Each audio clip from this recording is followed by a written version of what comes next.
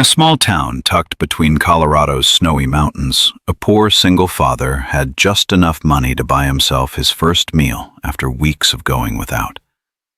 But the exact moment he was about to take his first bite, the diner door suddenly swung open, and the woman who walked in afterward changed the course of his life in a way even movies would struggle to imagine. 3 weeks later, 4 lawyers came to find him and said a sentence that left him frozen in place. That morning, the town of Silver Creek was nearly swallowed by an unexpected snowstorm. The wind howled through every door crack, whipping up thick swirls of white powder along the street.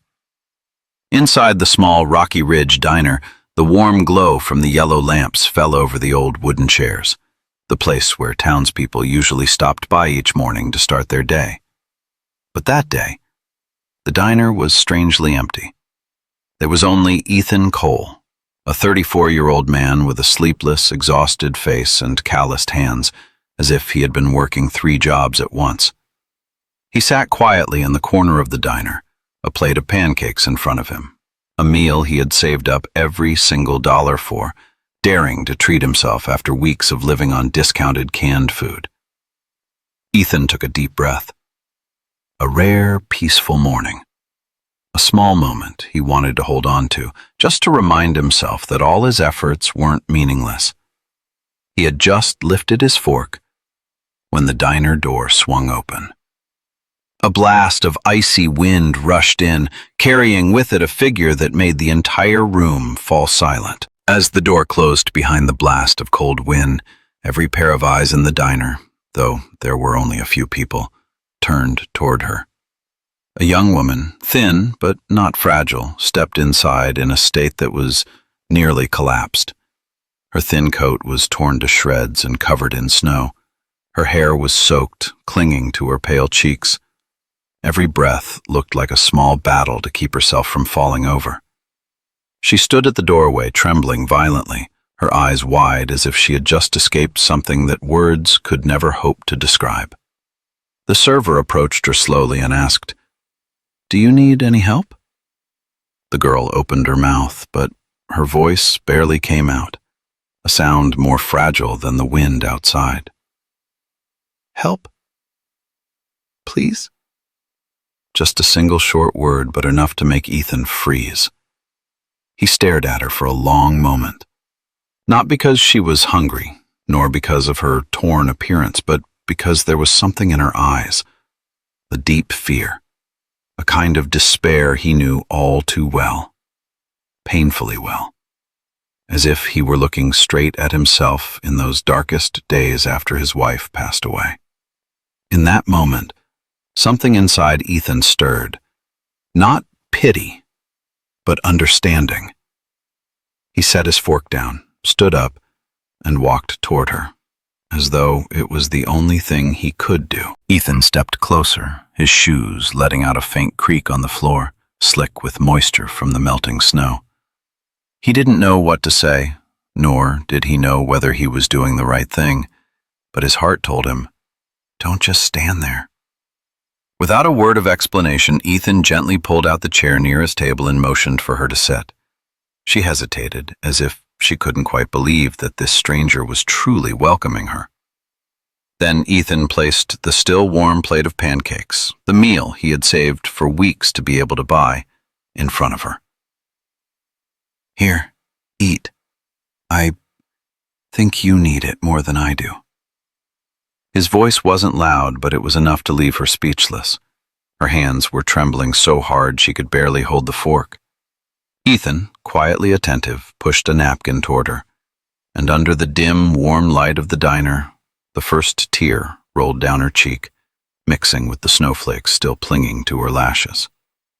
She ate so quickly it was as if she feared someone might snatch it away, not because she was starving, but because she hadn't felt safe enough to eat normally for days.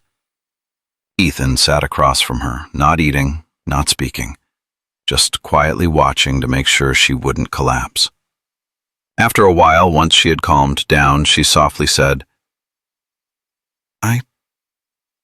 I'm Lena." That was all. No last name, no address, no explanation for why she had appeared in the storm looking like that. Ethan didn't ask, because in her eyes he saw an emptiness only people who have endured great pain can recognize. In that moment, two strangers, one struggling, one shattered, sat facing each other in a small diner, and the silence between them was warmer than any words could ever be. After finishing nearly the entire pancake, Lena put her fork down. At that moment, the small camera she had been clutching like a protective charm slipped gently onto the table. Ethan noticed immediately. It was an old camera with a chipped casing and a worn strap, the only thing she had brought with her into the brutal storm. "This is all I have left." Her voice was hoarse, so faint it sounded like a confession of guilt. Ethan didn't ask why. He simply nodded, the kind of nod from someone who has lost too many things to know that sometimes silence is the most accurate way to respect another person's pain. Outside, the wind howled louder, cold air seeping through every crack. Ethan tugged his thin jacket a little closer, then looked at Lena, who was shivering uncontrollably, her torn coat offering barely any warmth. Without thinking long, Ethan stood up, took off the only jacket he had, and gently draped it over her shoulders. "Keep it. It's freezing out there." Lena flinched, as if she wasn't familiar with kindness. Her eyes widened, filled with both gratitude and confusion, the look of someone who hasn't been cared for in a very long time. You don't have to do that." Ethan smiled, a tired but honest smile. "Someone once told me, sometimes the only thing we have to give is a bit of our warmth." Lena lowered her head, unable to hide the emotions rising inside her. A minute later, Ethan took out his wallet. Only a few crumpled bills remained, literally everything he had for the day. He placed them in her hand. "For dinner, or to find a place to stay." She stared at the small amount of money as if it were a fortune. "What will you eat?" Ethan avoided her eyes. "Don't worry, I'll be fine." Though in truth, he wasn't fine at all. But a person doesn't need to be fine to be kind. Lena took a deep breath as if she were trying to imprint this moment in her memory. Then she stood up and walked toward the door. The wind rushed in, lifting the hem of Ethan's jacket, now resting on her shoulders. Just before stepping out of the diner, she turned back once, a look that made Ethan feel as though something was being taken away, or about to be returned. "Thank you. More than you know." And then she disappeared into the snowfall, as if she had never existed. 3 weeks have passed since the day Ethan met Lena. He went back to his usual life, the exhausting night shifts, the cold mornings taking Caleb to school, and the bills that always arrived sooner than his paycheck. Not once did he see Lena again, not a single sign that she was still in town. Gradually, everything began to feel like a fleeting memory, a small act of kindness for which he never expected anything in return. Until that afternoon. When Ethan finished his shift at the auto repair station, snow drifting lightly, he saw a thick envelope sitting in the mailbox outside his rented apartment. Pristine white paper, elegant silver trim, and at the top corner, an embossed logo. Hawthorne, Bell & Carter, LLP, is one of the most prestigious law firms in Denver. Ethan froze. He had never done anything that involved lawyers, and he had no wealthy connections who would reach out through a place this high-end. A cold shiver crept down his spine. The old mailbox in his hand trembled, or maybe it was his hand that was shaking. He tore open the envelope. Inside was a single sheet of paper, neat and formal. "Dear Mr. Ethan Cole, please come to our office tomorrow regarding an urgent matter concerning Ms. Lena Hawthorne." Ethan read it over and over, yet the words remained unchanged. Lena Hawthorne? That surname clearly didn't belong to someone wandering through a snowstorm. not to someone whose only possession was an old camera. A flood of questions hit him at once. Did something happen to her? Was she arrested? Hurt? Am I involved somehow? Or was I the last person who saw her? The more he read, the harder his heart pounded. The name Hawthorne sounded familiar, very familiar, reminding him of a prominent family in the art world he'd heard about on the news a few years back. Ethan stood frozen on the porch, the sky darkening while he remained motionless. This was no longer just a vague intuition. Something bigger, more serious, and far more unbelievable was waiting for him ahead. And tomorrow, he would have to face it. Alone. The next morning, Ethan took Caleb to school as usual, but his heart felt tied up in knots. No one knew what awaited him. Not even he knew whether he should be afraid or hopeful. The bus ride took nearly 2 hours, pushing through snow-covered roads. Denver appeared before him, tall, cold, busy, and unfamiliar. When Ethan stood before the glass building of Hawthorne, Bell and Carter, LLP, he felt as though he had stepped into an entirely different world. Inside were polished marble floors, expensive suits walking past him as if he weren't there, and the sharp rhythm of high heels striking the ground. He glanced down at his own worn-out shoes, scuffed so severely they were nearly split open. Ethan had never felt smaller than he did at that moment. An assistant led him to a conference room on the 22nd floor where the city below looked like countless flickering blocks of ice. Ethan sat down, trying to keep his hands from shaking. The door opened. 2 lawyers entered, so impeccably put together that they made the room feel even smaller. "Mr. Ethan Cole?" "Yes, that's me." The older lawyer nodded gently and placed a thick file on the table. "We represent Ms. Lena Hawthorne." Ethan's head snapped up. "Is she okay? Did something happen to her?" The lawyer replied in a soft yet weighty voice that made Ethan's heart tighten. "She's safe, and a very large part of that is because of you." Ethan exhaled in relief, but confusion rose just as fast, like snow melting under cold wind. "But why? Why am I being called here?" The younger lawyer slid a photograph across the table toward him. Ethan froze. It was Lena, but not the trembling woman in the storm. In the photo, she stood in a grand art gallery, her hair neatly tied back, wearing an elegant black dress, her expression confident, her eyes bright, as if she were an entirely different person. The lawyer spoke. "Ms. Hawthorne is an internationally renowned photographer." Just one sentence, but it made Ethan's mind buzz. But that wasn't all. She is also the sole heir to the Hawthorne Family Foundation, one of the most influential families in the art and philanthropy world. Ethan choked on his breath. "But she looked like a homeless person." The lawyer nodded, his voice dimming. "Because before she met you, she went through a severe incident. Someone in the industry tried to coerce, exploit, and threaten her. The psychological trauma was so severe that she fled from everything, her fame, her money, her family. She rejected all help, even professional protection." Ethan squinted, struggling to believe it. "She ran away?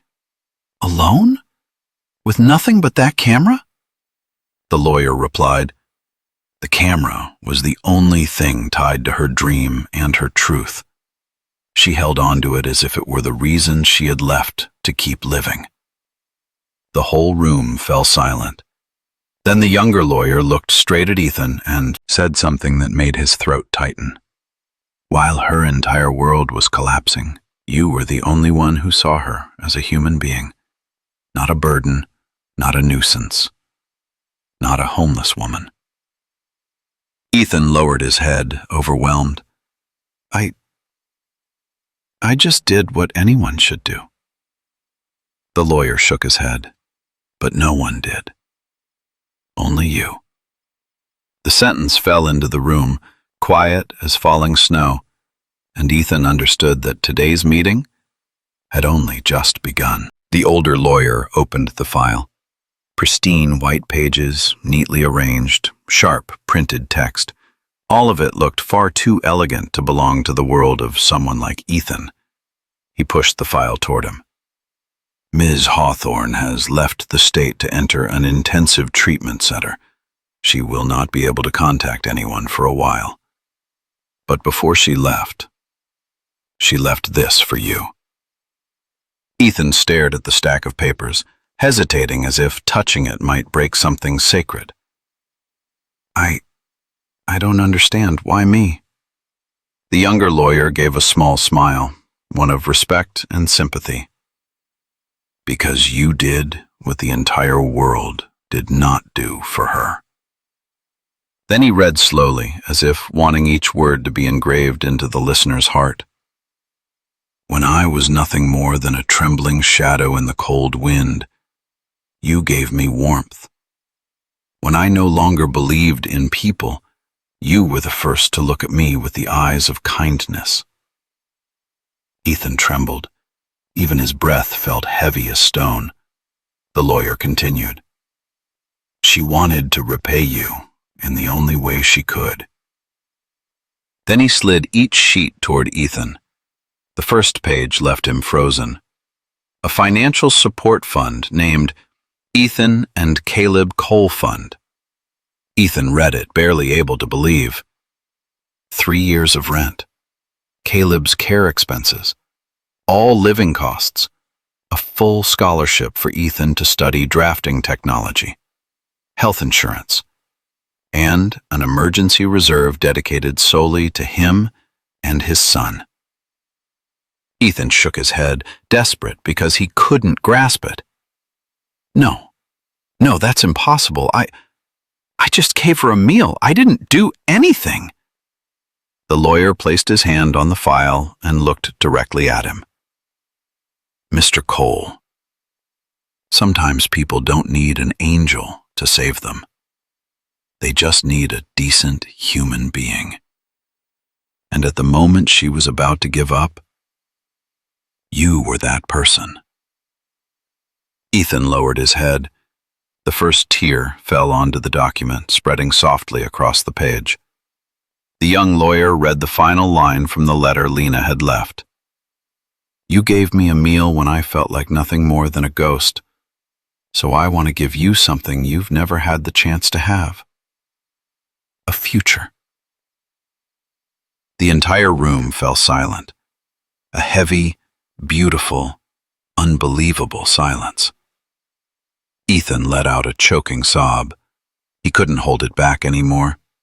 His hands shook violently as he clutched the stack of papers to his chest, as if holding on to the warmth he had been missing for so many years. Outside, the snow continued to fall, but for the first time in many winters, Ethan felt as though the sun was rising inside him. In the months that followed, Ethan and Caleb's lives changed. Not through sudden miracles, but through small, steady things.